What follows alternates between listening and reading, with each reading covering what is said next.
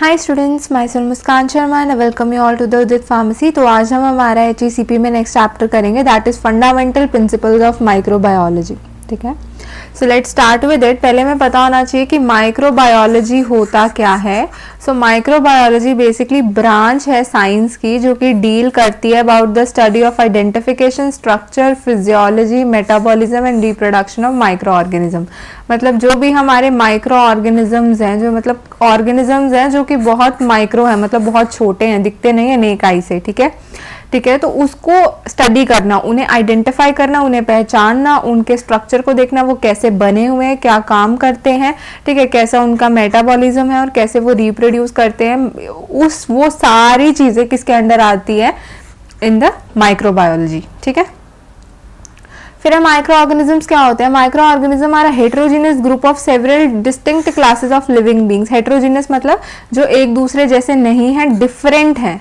कैसे हैं? डिफरेंट हैं, डिफरेंट ग्रुप्स हैं ये, सेवरल डिस्टिंक्ट क्लासेस का, जो कि लिविंग बींग्स हैं, ये लिविंग है सारे। ठीक है, क्लासिफिकेशन माइक्रो ऑर्गेनिजम्स की दो में आ जाती है। एक तो आ जाती है हैविंग सेलुलर ऑर्गेनाइजेशन, जो सेल के बने हुए हैं, और हैविंग नॉन सेलुलर ऑर्गेनाइजेशन, जो सेल के नहीं बने हुए हैं। ठीक है, जो सेल के बने हुए उनमें दो आ जाते हैं, प्रोकैरियोट्स आ जाते हैं और यूकैरियोट्स आ जाते हैं। प्रोकैरियोट्स में बैक्टीरिया आ गया, ब्लू ग्रीन एल्गा आ गया, और यूकैरियोट्स में आ जाता है फंगी आ गया, मोल्ड्स आ गया, प्रोटोजोआ आ गया। ठीक है, और नॉन सेलुलर ऑर्गेनाइजेशन में आ जाते हैं हमारे पास वायरसेस, वायरॉइड्स, प्रायन, ये आ जाते हैं। इनके मतलब ये सेल के बने नहीं है, जस्ट प्रोटीन कोट के बने होते हैं। ठीक है, फिर हमारे पास वायरसेस। वायरसेस क्या है? नॉन सेलुलर, पीछे बढ़ चुके हैं कि नॉन सेलुलर होते हैं, सेल नहीं होते। अल्ट्रा माइक्रोस्कोपिक, बहुत ही ज्यादा माइन्यूट, छोटे होते हैं। हाईली इन्फेक्शियस एजेंट है, काफी जल्दी इन्फेक्शन फैलाते हैं, और इनमें एक तरह का ही न्यूक्लिक एसिड प्रेजेंट होता है। ठीक है जी, जैसे कोरोना वायरस बहुत अच्छा एग्जाम्पल है, वायरस है एक। ठीक है, नॉन सेलुलर है, किसी सेल का नहीं बना हुआ, अल्ट्रा माइक्रोस्कोपिक है, काफी ज्यादा छोटा है, और हाईली इन्फेक्शियस एजेंट है, काफी ज्यादा इन्फेक्शन फैला रहा है ना। फिर वायरसेस में भी क्लासिफिकेशन आती है, डीएनए वायरसेस होते हैं और आरएनए वायरसेस होते हैं। डीएनए वायरसेस कौन से? जिनके अंदर डीएनए होगा। आरएनए वायरसेस कौन से? जिनके अंदर आरएनए होगा। ठीक है, एग्जाम्पल आ गया हर्पिस वायरस, पॉक्स वायरस, और आरएनए वायरसेस का मीजल्स वायरस और रेबीज वायरस। ठीक है, लिविंग कैरेक्टरिस्टिक ऑफ वायरस क्या क्या है? They possess nucleic acid and proteins. ठीक है, they are capable of reproduction भी कर सकते हैं ये हेरिडिटरी कैरेक्टर्स भी है इनके, जनरेशन टू जनरेशन इंफॉर्मेशन भी भिजवा सकते हैं। ठीक है, और ये सेंसिटिव होते हैं केमिकल से, हीट से, यूवी रेडिएशन मर जाते हैं उनके अंदर। ठीक है, और ये म्यूटेशंस भी मतलब अपने अंदर अपने स्ट्रक्चरल चेंजेस भी ये ले आते हैं। ठीक है, फिर आता है हमारे पास नॉन लिविंग कैरेक्टर्स। क्या है? Non living characters of virus में है कि कुछ सेलुलर ऑर्गेनाइजेशन शो नहीं करते, क्योंकि इनके पास सेल्स तो है ही नहीं। ठीक है, ये अपना खुद का मेटाबॉलिक एक्टिविटीज करते हैं, ये इनएक्टिव होते हैं होस्ट सेल में। अगर ये किसी होस्ट के अंदर नहीं है, ठीक है, तो बिना होस्ट के ये कैसे हैं? नॉन लिविंग है। कैसे हैं? नॉन लिविंग, क्योंकि कुछ भी नहीं कर सकते। ठीक है, दे पोजेस इधर डीएनए और आरएनए, या तो इनके पास डीएनए होता है या आरएनए होता है। ठीक है, they can be crystallise like other non living chemical substances, जैसे दूसरे नॉन लिविंग सब्सटेंसेस क्रिस्टलाइज हो सकते हैं, वैसे ये भी हो सकते हैं। ठीक है, फिर है हमारे पास next topic, that is stain. Stain होता है किसी को कलर करना। ठीक है, स्टेन ज्यादा ऑर्गेनिक डाई होती है, डाई से हम कलर करते हैं, use for staining the micro organism. अब ऐसे माइक्रो ऑर्गेनिजम्स को स्टडी करना थोड़ा मुश्किल हो जाता है, तो इनको इजिली स्टडी करने के लिए हम इनको क्या करते हैं? स्टेन करते हैं यूजिंग डाइज। ठीक है, एग्जाम्पल आ जाते हैं डाइज का, क्रिस्टल वायलेट आ गया, मिथाइलिन ब्लू आ गया, ठीक है, हीमेटॉक्सिलिनोसिन आ गया, ठीक है, और कार्बोलिफिस्टिन आ गया। ठीक है, ये हमारी कुछ एग्जांपल्स है स्टेन का। पर्पस क्या है, क्यों करते हैं? ताकि ग्रेटर विजुअलाइजेशन, अच्छे से हमें दिख सके वो। ठीक है, उनके स्ट्रक्चर्स को हम अच्छे से पढ़ सके, डिफरेंशिएट कर सके कि ये किसके सेल्स हैं, ये किसके सेल्स नहीं है। ठीक है, और इनहिबिट कर सके growth of organism so the others can be visualised. अब क्या है, कुछ ऐसी डाइज होती हैं जो कि जैसे एक ये है, ये ऑर्गेनिजम्स हैं, ये डिफरेंट तरह के ऑर्गेनिजम्स इसके अंदर प्रेजेंट है। अब हमें माइनस वालों को स्टडी करना है, तो कुछ डाइज होंगी वो इनकी ग्रोथ को इनहिबिट कर देंगी, जिसकी वजह से हम इजीली वो माइनस वालों को स्टडी कर सकते हैं। ये एग्जाम्पल दे रही हूं मैं। ठीक है, टाइप्स ऑफ स्टेनिंग दो तरह की आ जाती है हमारे पास, एक आती है सिंपल स्टेनिंग आती है और एक आती है डिफरेंशियल स्टेनिंग। ठीक है, डिफरेंशियल स्टेनिंग में आगे दो तरह की आ जाती है, ग्राम स्टेनिंग आ जाती है और एसिड फास्ट स्टेनिंग आ जाती है, जिसको हम जील निल्सन मेथड भी बोलते हैं। ठीक है, ग्राम स्टेनिंग टेक्निक की बात कर लेते हैं। क्रिस्टियन ग्राम साइंटिस्ट थे, डेवलप करा उन्होंने डिफरेंशियल स्टेनिंग मेथड को। डिफरेंशियल स्टेनिंग मेथड में आता है ना ये ग्राम स्टेनिंग, ठीक है, तो इसको डिस्कवर करा two different types of bacteria and the specific structure. किस लिए करा? ताकि डिफरेंशिएट करने के लिए बहुत तरह के बैक्टीरिया जो हैं उनको और उनके स्ट्रक्चर्स को, हेंस इसलिए हम इसको ग्राम स्टेनिंग बोलते हैं, इनके नाम से ही जाना जाता है, क्रिस्टियन ग्राम के नाम से, ठीक है। ग्राम स्टेनिंग का प्रोसीजर्स क्या, अगर ग्राम पॉजिटिव स्टेनिंग करनी, कुछ होते हैं ग्राम पॉजिटिव बैक्टीरिया और कुछ होते हैं gram negative bacteria. Gram positive की बात करें, फर्स्ट बैक्टीरिया का टेकन, हमने बैक्टीरिया लिया, उसे clean glass slide, dry slide ली, उस पे हमने उसे स्प्रेड करवा दिया। फॉर सपोज ये माइक्रो ऑर्गेनिज्म है, इनको स्प्रेड करवा दिया, ठीक है। इसको हम बोलते हैं स्मेयर बना लिया हमने, ये स्टेप को बोलते हैं स्मेयर, ठीक है। द स्मियर हो ड्राई, फिर इस स्मियर को सुखाएंगे, ठीक है, passing it over a small blue flame जलाएंगे, उसके ऊपर से इसको पास करवाएंगे ताकि चिपक जाए उससे और सूख जाए, कोई मॉइस्चर ना रहे इनके अंदर, ठीक है। Care should be taken to keep the smear upside, ऊपर की तरफ ही रखेंगे क्योंकि अगर आपने उल्टा सीधा करा वो हिल जाएगा थोड़ा बहुत, ठीक है। एड जेंशन और क्रिस्टल वायलेट सॉल्यूशन, जेंशन या फिर क्रिस्टल वायलेट सॉल्यूशन डालेंगे और स्टेन को अलाउ करेंगे स्मियर पे रहने को फॉर 30 to 60 सेकंड्स के लिए, आधे से 1 मिनट तक हम उसे स्टेन करते रहेंगे, वहीं पे रहने देंगे। फिर हम पानी से उसे धो देंगे क्योंकि जो एक्सेस ऑफ स्टेन है वो निकल जाएगी, ठीक है। फिर हम आयोडीन सॉल्यूशन ऐड करेंगे 60 सेकंड्स के लिए, ठीक है। फिर उसे पानी से धो देंगे ताकि जो एक्सेस है वो निकल जाएगा। फिर वॉश करेंगे स्लाइड को अल्कोहल और एसीटोन से, ठीक है। वॉश करेंगे स्मियर को टैप वाटर से और फिर उसे ऑब्जर्व करेंगे अंडर माइक्रोस्कोप, ठीक है। तो क्या किया इन्होंने, फर्स्ट हमने बैक्टीरिया लिया, उसे स्लाइड पे हमने फैलाया, स्मेयर बनाया उसका, फिर हमने उसे ब्लू फ्लेम में डाल के सुखाया, ठीक है। फिर हमने स्मेयर को क्या करेंगे, उसमें क्रिस्टल या जेंशन वायलेट सॉल्यूशन डालेंगे, 30 to 60 सेकंड्स के लिए उसे रहने देंगे। फिर हम उसे वाटर से धो देंगे ताकि जो एक्सेस है वो निकल जाए, ठीक है। फिर हम उसमें आयोडीन सॉल्यूशन डालेंगे 60 सेकंड्स के लिए, फिर उसे धो देंगे पानी से। फिर वॉश करेंगे स्लाइड को अल्कोहल या एसीटोन से और फिर वॉश करेंगे स्मेयर को टैप वाटर से ताकि हम उसे फिर ऑब्जर्व कर सके माइक्रोस्कोप में, ठीक है। ऑब्जर्वेशन में क्या दिखेगा, अगर बैक्टीरिया ने स्टेन ले ली तो वो हमें डीप वॉयलेट कलर का दिखेगा या पर्पल कलर का दिखेगा, पर्पल ब्लैक कलर का, ठीक है। और तो उन्हें बोलेंगे gram positive bacteria. Gram positive जैसे स्टेफाइलोकोकी, स्ट्रेप्टोकोकी, निमोनोकोकी, कलाई, ठीक है, bacillus anthracis and Clostridium tetani, ठीक है, ये हमारे ग्राम पॉजिटिव होते हैं। अगर इन्होंने स्टेन ले लिया तो ग्राम पॉजिटिव हो गए, ठीक है। ग्राम नेगेटिव स्टेनिंग में क्या हो गया, अगर बैक्टीरिया ने वो रिटेन नहीं किया क्रिस्टल वॉयलेट कलर को, उन्होंने लिया ही नहीं, ठीक है, फिर हम उसे काउंटर स्टेन करेंगे बाय सेफ्रेनिन से उसे क्या करेंगे, काउंटर स्टेन करेंगे 10 सेकंड तक, ठीक है। फिर उसे वॉश करेंगे वाटर से, फिर स्मेयर को ड्राई करेंगे और फिर ऑब्जर्व करेंगे, ठीक है। अगर बैक्टीरिया ने वो सेफ्रेनिन और पिंक और रेड कलर का दिखा तो हम कह सकते हैं कि वो ग्राम नेगेटिव बैक्टीरिया, जैसे गोनोकोकाई, मेनिंजोकोकाई, ई कलाई की कुछ वेराइटीज, ठीक है, स्ट्रेप्टोकोकस टाइफी हो गया, ठीक है, और हीमोफिलस इन्फ्लुएंजा हो गया, तो ये हमारे कुछ ऐसे ग्राम नेगेटिव होते हैं, ठीक है। तो हम कैसे कह सकते हैं कि जो बैक्टीरिया है वो दो तरह के हो गए। अगर बात करें, एक तो हो गया ग्राम पॉजिटिव, जिन्होंने वो स्टेन जब करा था तो उन्होंने पर्पल कलर ले लिया था, क्रिस्टल वॉयलेट कलर ले लिया था, और एक वो जिन्होंने नहीं लिया, फिर उन्होंने सैफ्रनिन कलर लिया, रेड और पिंक कलर, ठीक है, तो उन्हें बोलेंगे ग्राम नेगेटिव, ठीक है। फिर आता है हमारे पास Ziehl Neelsen acid fast staining method, ठीक है। एसिड फास्ट माइक्रो ऑर्गेनिजम्स कौन कौन से, माइकोबैक्टीरियम ट्यूबरक्लोसी है और माइकोबैक्टीरियम लेप्रे है।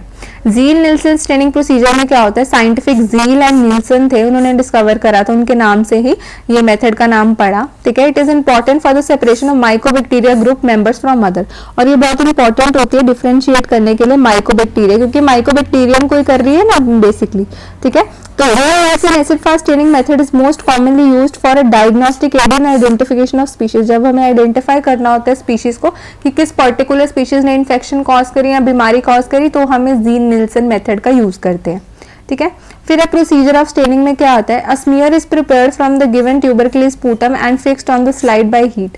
हम क्या करते हैं, जैसे हमें माइकोबैक्टीरियम ट्यूबरक्लोसिस है, अब वो टीबी कॉज करता है, ट्यूबरक्लोसिस कॉज करता है, ठीक है। तो हमने क्या किया, पेशेंट का स्पूटम लिया, ठीक है, बलगम यूज की, तो हमने क्या करा, उससे एक स्मेयर प्रिपेयर किया, स्मेयर हमें आ गया प्रिपेयर करना, हीट से उसको फिक्स भी कर दिया, जैसे सेम हम पीछे कर रहे थे ग्राम स्टेनिंग में वही है, ठीक है। स्मेयर में क्या करेंगे, Ziehl Neelsen carbon fuchsin stain add करेंगे हम, ठीक है, और उसे 10 मिनट तक हम वहीं पर ही रिएक्ट होने देंगे, ठीक है। प्रिकॉशंस लेंगे जब हम उसे बॉईल करेंगे, फिर वॉश कर देंगे स्मीयर को पानी से, फिर उसके ऊपर 20% H2SO4 डालेंगे 1 मिनट के लिए और फिर उसे पानी से धो देंगे। फिर हम मिथाइलिन ब्लू डालेंगे, मैलाचिट ग्रीन और मैलाचिट ग्रीन डालेंगे 30 सेकंड्स के लिए। फिर हम वॉश कर देंगे, स्लाइड को सुखा देंगे और ऑब्जर्व करेंगे अंडर ऑयल इमर्जन लेंस पे। क्या क्या किया, पहले उसने क्या किया, स्मीयर प्रिपेयर करा उसने जस्ट, ठीक है। फिर उसने कार्बन फ्रूस्टन स्टेन डाली, ठीक है, 10 मिनट तक रखा उन्होंने, ठीक है। फिर उसको क्या किया, वाटर से उसे धो दिया। वाटर से धोने के बाद H2SO4 डाला उन्होंने 20%, फिर उसे पानी से धो दिया दोबारा से, ठीक है। फिर इन्होंने मिथाइलिन ब्लू डाला या मैलाचिट ग्रीन डाला, ठीक है। ये डालने के बाद फिर उन्होंने ड्राई करा उसको, वॉश किया, फिर उन्होंने ड्राई किया और फिर उसे ऑब्जर्व किया। तो ये प्रोसीजर है किसका, ज़ीन स्टेनिंग का। अब ऑब्जर्वेशन में क्या आएगा, cell those appears pinkish red colour के दिखेंगे, वो तो एसिड फास्ट सेल्स या बैक्टीरिया हैं, और जो ब्लू और ग्रीन कलर के दिखेंगे वो non acid fast bacteria cells है, ठीक है, सिंपल। अब हमारे पास next topic that is isolation. Isolation क्या है, isolation is defined as separating completely and obtaining in pure form of a particular type of micro organism, separating it from its habitat. जैसे for suppose ये एक जगह है, यहाँ पे बहुत तरह के माइक्रो ऑर्गेनिजम्स रह रहे हैं, हमें पता नहीं चल रहा, हमें पर्टिकुलर कोई है उसको सेपरेट आउट करना है उसके हैबिटेट से, तो हम आइसोलेशन मेथड का यूज करते हैं। सेपरेटिंग कंप्लीटली लिखा है ना, बिल्कुल ही अलग करना, ऑब्टेन करना एक particular type of micro organism को उसकी प्योर फॉर्म में, ठीक है। मेथड्स हमारे पास गिवन है, एक होता है streak plate method, 4 plate method, single cell isolation, direct transfer technique, serial dilution technique, ठीक है। ये क्या है, ये हमारी टेक्निक्स हैं या मेथड्स कह सकते हैं इनको, ठीक है। फर्स्ट हम बात करते हैं स्ट्रीक प्लेट मेथड की। स्ट्रीक प्लेट मेथड में क्या होता है, in this method small amount of a loop full of sample is transferred on a suitable sterile solid nutrient medium in petri dish. एक पेट्री डिश ली हमने, ऐसी होती है ना पेट्री डिश, पेट्री डिश में क्या करेंगे हम, एक स्मॉल अमाउंट, छोटा अमाउंट का हम सैंपल ले लेंगे, ठीक है। उसे न्यूट्रिएंट मीडियम हम इसमें कोई ऐड करेंगे, ठीक है, मीडियम ग्रो करवाने के लिए होता है ना, न्यूट्रिएंट मीडियम में ऐड करेंगे उसको, ठीक है, पेट्री डिश के अंदर। फिर कोई सैंपल को स्ट्रीक करेंगे by nichrome wire loop in such a way that streaking provides successive dilution and thereby the isolated colonies, ठीक है। फिर क्या करेंगे, स्ट्रीक प्लेट में जो सैंपल है उसे नाइक्रोम वायर, एक नाइक्रोम वायर लेंगे, उसका एक लूप बनाएंगे, ठीक है, उसका क्या बनाएंगे, एक लूप बनाएंगे ऐसा, ठीक है। लूप से क्या करेंगे हम, फिर उसको स्ट्रीक करेंगे, उसमें लाइंस डालेंगे जिसकी वजह से उसकी सक्सेसिव डिल्यूशन हो जाएगी और देयर बाय जो कॉलोनीज है वो आइसोलेट हो जाएंगी, ठीक है। Streaking a solid culture medium in a petri dish can be done by following method से कर सकते हैं। एक है हमारे पास स्क्वायर मेथड। स्क्वायर मेथड में क्या है, 1 loopful suspension is streaked on solid nutrient medium in horizontal line first. सबसे पहले हम वही क्या करेंगे, जो नाइक्रोम वायर है उससे हम क्या करेंगे, एक वो डालेंगे वर्टिकल हॉरिजॉन्टल लाइन डालेंगे फर्स्ट, ठीक है।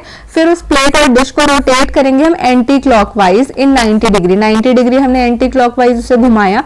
फिर अगेन हम स्ट्रीक्स डालेंगे, अब उसमें वर्टिकल लाइंस की डालेंगे, पहले हमने हॉरिजॉन्टल लाइंस की डाली थी, अब हम वर्टिकल लाइंस की डालेंगे उसमें, ठीक है, जिसकी वजह से स्क्वायर ऑफ स्ट्रीकिंग बन जाएगा। ये बन गया स्क्वायर ऑफ स्ट्रीकिंग, एक एक स्क्वायर ही बन गई ना, ठीक है। The last square will give maximum dilution of sample and so the isolated colony. और जो इसमें ऐसे बार बार करते रहेंगे तो जो लास्ट हमारे पास स्क्वायर बनेगा, ठीक है, तो वो क्या करेगा, जो लास्ट स्क्वायर बनेगा वो मैक्सिमम डिल्यूशन देगा सैंपल की और आइसोलेटेड कॉलोनीज बनाएगा, ठीक है।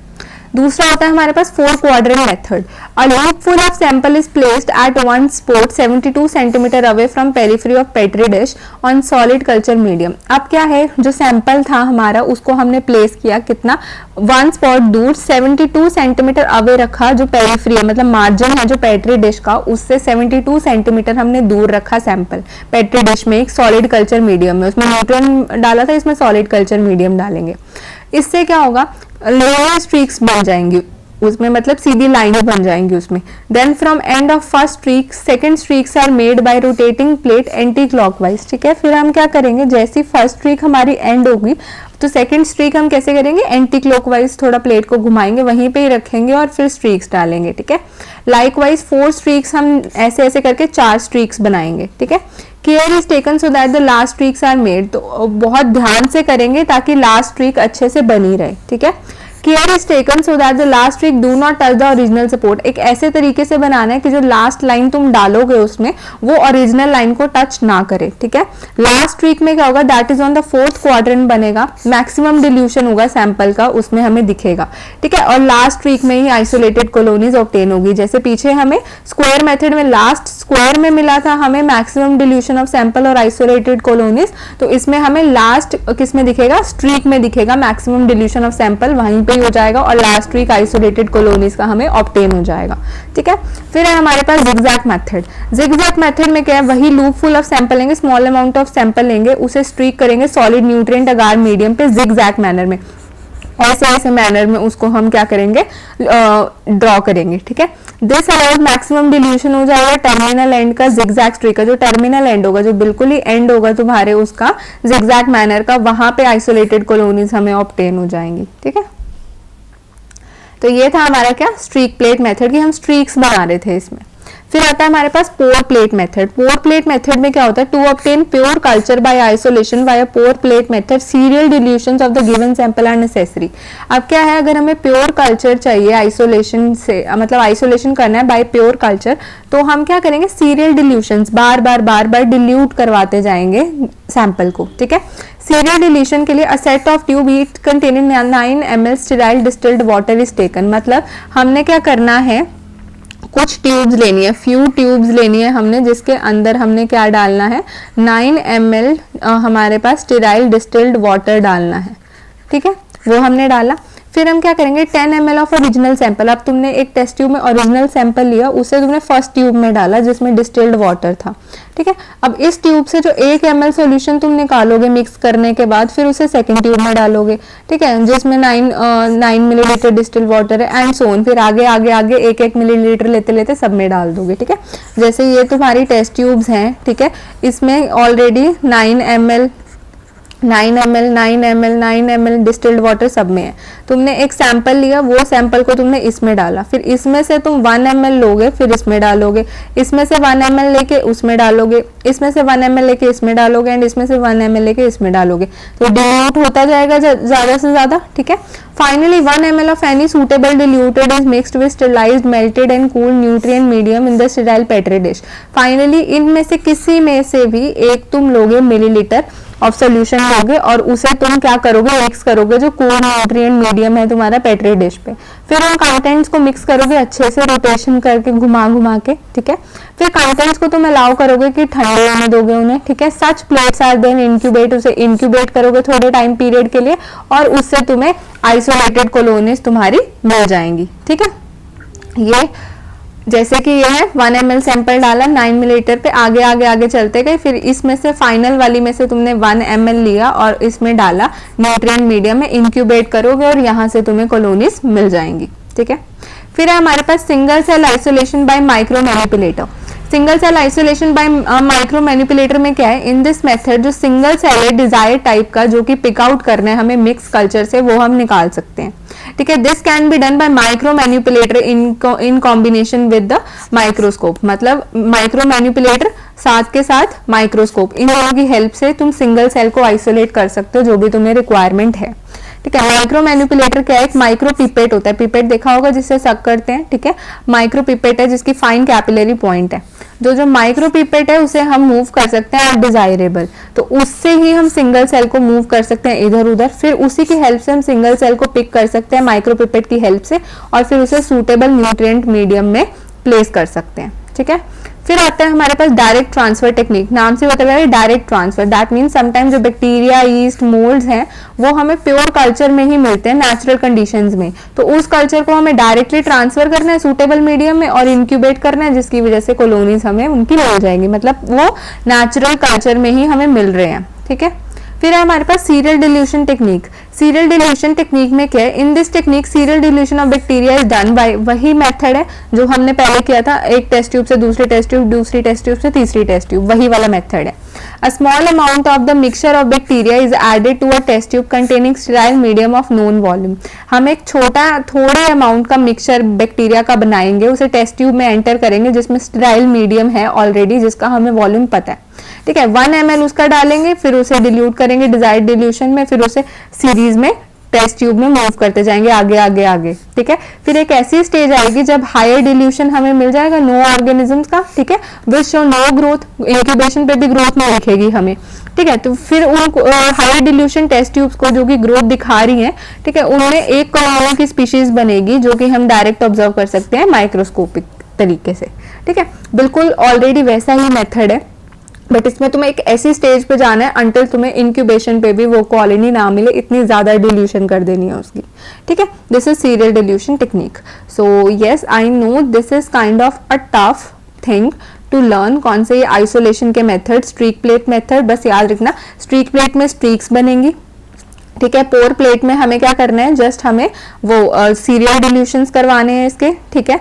उसके बाद हमारे पास सिंगल सेल आइसोलेशन में वो माइक्रो पिपेट और माइक्रोस्कोप का यूज करना है। डायरेक्ट ट्रांसफर में हमें नेचुरली वैसे मिल जाएंगे, और serial dilution is just same like pour plate method, बस उसमें थोड़ी डिल्यूशन ज्यादा कर देनी है, ओके। दोबारा पढ़ोगे हो जाएगा, वेरी इजी है, इतना मुश्किल नहीं है इसमें, बट टफ है लर्न करने के लिए, okay. So this cleared your doubts, okay, and thanks for watching.